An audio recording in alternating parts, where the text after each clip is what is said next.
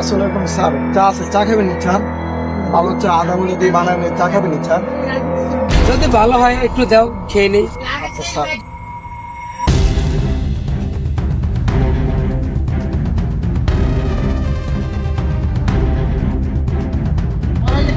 তোমার চা তো খুব ঘ্রাণ হয়েছে।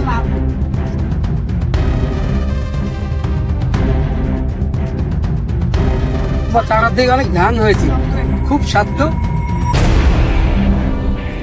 একটু তিতো তিতো হয়েছে। তা দাম কত? 10 টাকা স্যার। 10 টাকা? তো অনেক সুন্দর হয়েছে তোমার চা। নাও, চা সুন্দর হয়েছে তাই তোমাকে নতুন টাকা দিলাম। আসি স্যার, থাকেন।